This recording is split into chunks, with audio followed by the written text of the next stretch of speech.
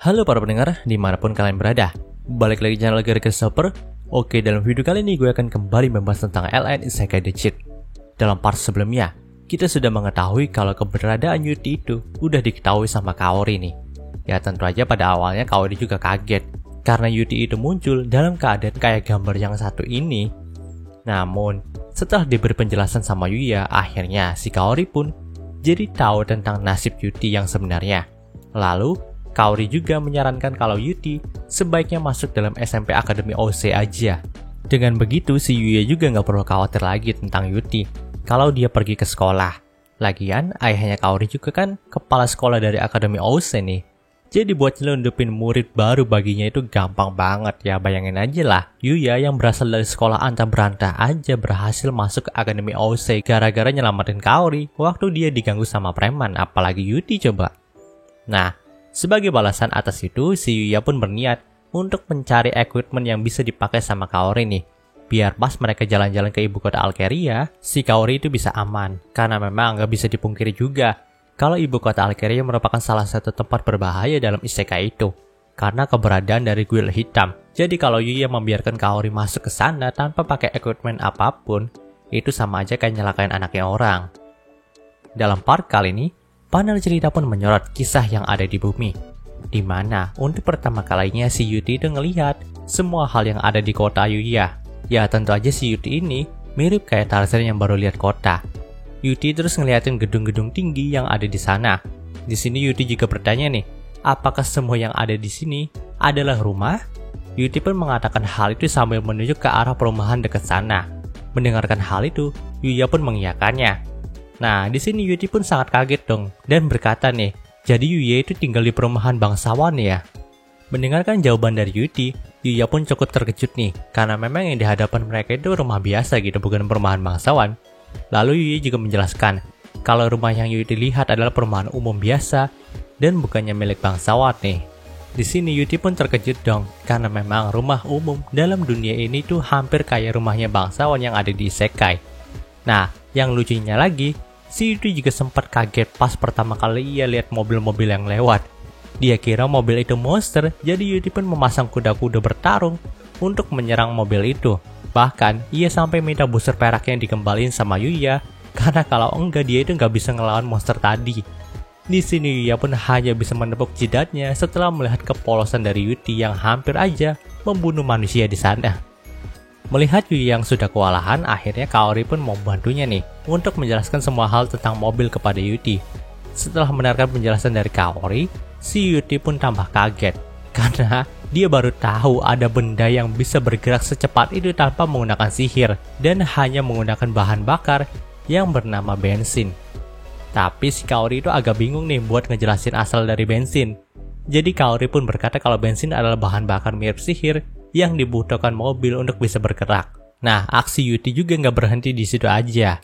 Tiap kali ada tiang listrik, si Yuti itu manjaatin tiang listrik yang ada di sana. Katanya, sewaktu tinggal dalam hutan bersama masternya, si Yuti itu sering disuruh naik pohon sama masternya biar bisa ngeliat keadaan sekitar. Tentu aja Yuya dan Kaori pun langsung menghentikannya untuk melakukan hal itu, karena memang saat ini mereka sudah jadi pusat perhatian dari pejalan kaki.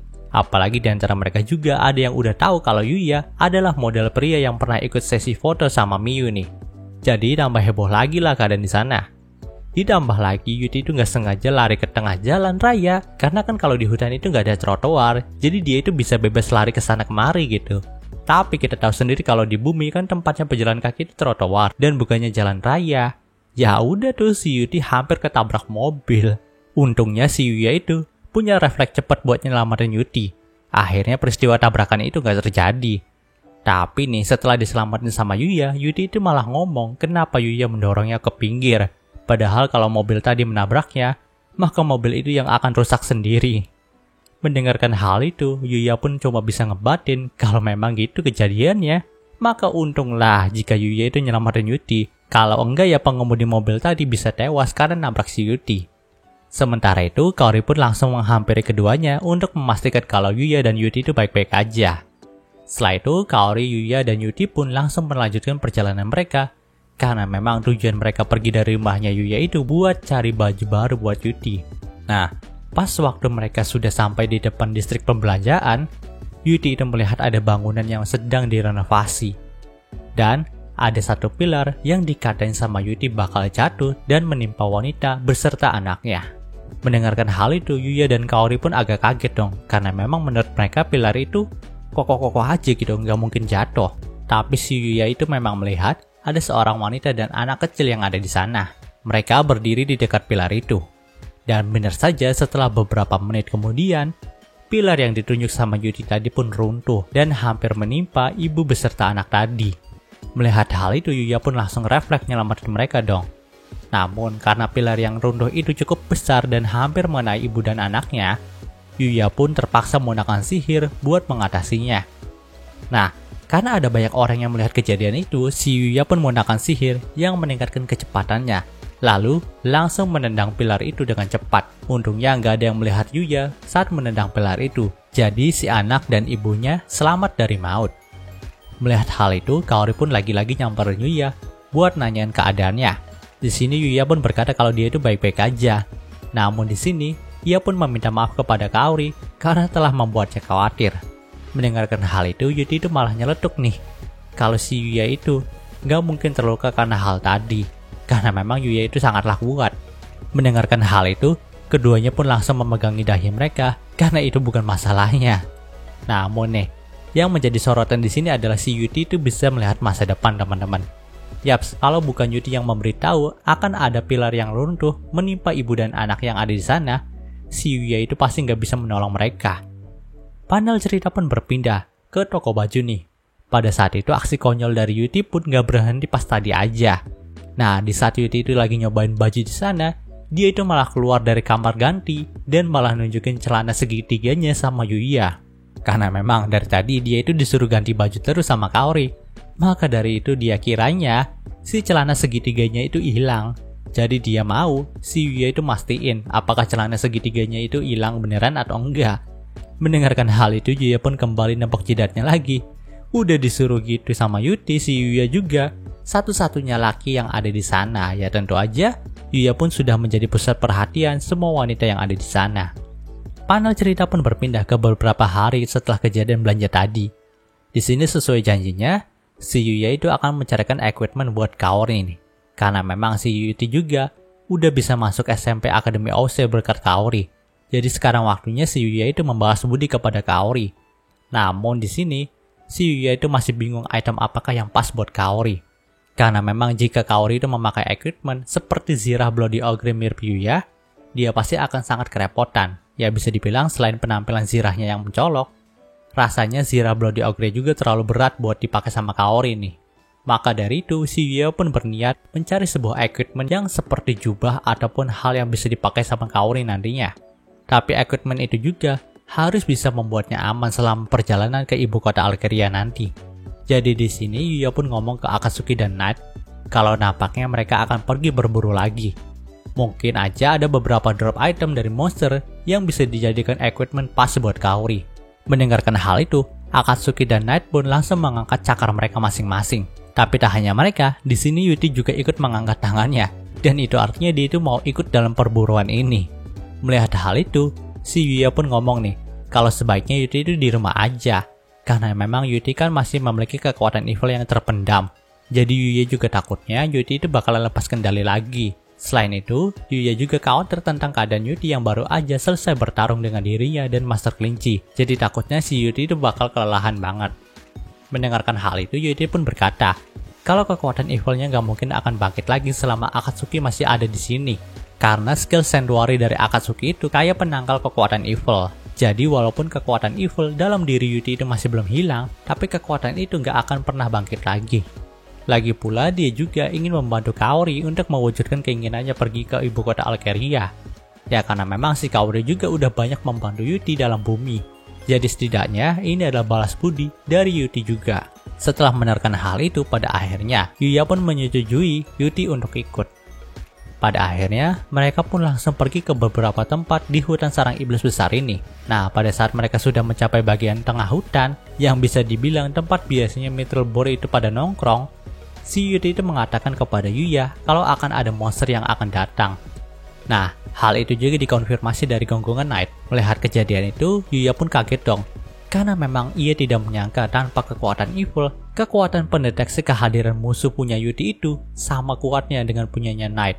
Ia pun kembali membayangkan nih, kalau saja Yuti itu nggak ditendangnya sama Akatsuki, maka bisa jadi pada saat pertempuran mereka dulu, Yuti itu bisa mengalahkan Master Kelinci dan juga dirinya. Namun pada saat itu, ternyata monster yang muncul adalah Fantasy Rabbit, monster paling lemah dalam hutan sarang iblis besar ini. Namun ya tetap aja walaupun paling lemah, dia juga bisa berbahaya kalau melawan warga biasa. Tapi ada hal menarik nih, yang dikatakan oleh Yuti kalau monster ini bisa dibilang monster yang akan membawa keberuntungan.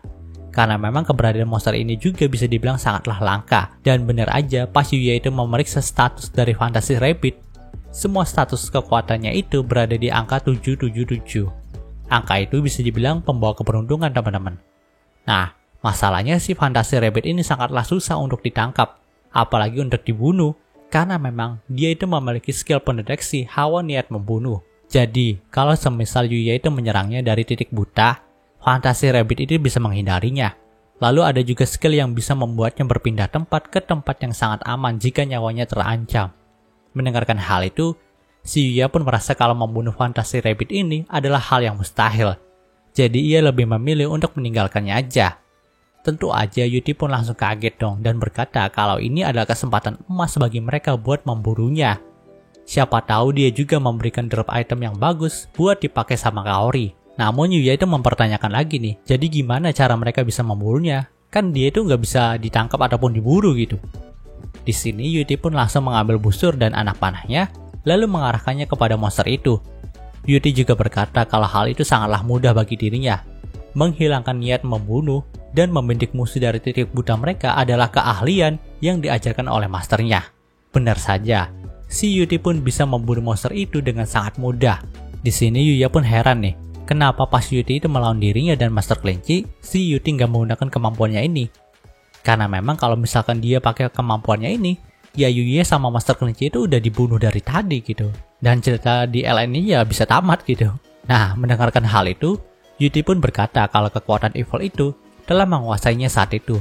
Jadi dia itu tidak bisa menyembunyikan hawa membunuhnya, karena memang perwujudan dari kekuatan evil adalah hawa membunuh. Nah, tapi terlepas dari itu semua, si Yuya dan Yuti pun mendapatkan drop item yang sangat cocok buat Kaori nih. Di antaranya adalah jubah langka dari kulit Fantasy Rabbit yang bisa meningkatkan keberuntungan penggunanya, dan cincin yang bisa menteleportasikan penggunanya ke tempat aman yang sudah disetting. Itu adalah equipment yang sangat cocok untuk melindungi Kaori dalam perjalanan ke ibu kota. Selain itu, Yuya juga mendapatkan drop item aneh nih, yang berupa pil. Dikatakan pil ini juga bisa memperkecil dan memperbesar penggunanya secara permanen. Untuk saat ini, si Yuya merasa kalau pil ini masih belum berguna untuknya, tapi dia akan menyimpannya. Hingga pada akhirnya, mereka pun memberikan cincin dan jubah yang mereka dapatkan tadi kepada Kaori nih. Tentu aja Kaori pun senang banget dong karena mendapatkannya. Namun di sini ia pun sempat bertanya apakah nggak apa-apa bagi dirinya buat nyimpen kedua item ini, karena memang nampaknya kedua item ini sangatlah berharga. Nah di sini Yuya dan Yuti pun menjawab dengan kompak kalau itu nggak apa-apa. Si Kaori juga sudah banyak membantu mereka, jadi itulah balas budi mereka kepada Kaori. Setelah itu mereka pun pengen langsung pergi ke ibu kota Alkeria nih. Namun kalau jalan kan butuh waktu berhari-hari. Jadi si Yuya pun memutuskan untuk memakai sihir teleportasinya aja buat pindah ke dekat ibu kota. Setelah menerapkan sihir teleportasi, Yuti pun jadi kengerian sama Yuya nih. Karena memang sihir itu adalah sebuah sihir yang bisa dilakukan dalam cerita dongeng aja. Karena Yuti juga tahu kalau Holy Magic itu bahkan gak bisa melakukan sihir teleportasi. Tapi kenapa Yuya itu bisa? Mendengarkan hal itu, Yuya pun meminta Yuti untuk merahasiakannya. Karena memang sihir ini adalah sihir yang ia kembangkan sendiri dan bukan belajar dari siapapun gitu. Dan lagi pula ya, sirkuit sihir Yuya juga dari Sage-san, bukan dari Yuya sendiri gitu. Dan Sage-san juga udah memberitahu Yuya buat nggak ngasih tahu siapa-siapa tentang hal itu. Setelah mendengarkan hal itu, Yuti pun mengiyakannya, tapi tetap saja dia masih keheranan dengan kehebatan Yuya itu. Dan cerita di part ini pun berakhir. Oke, mungkin segitu pembahasan dari Isekai The Cheat-nya kali ini. Jika kalian suka video ini, jangan lupa untuk like, komen, dan juga subscribe dan juga share, agar gue lebih semangat lagi dalam membuat video dalam channel ini. Terima kasih telah mendengarkan sampai detik ini. Gue Gary Christopher, signing off.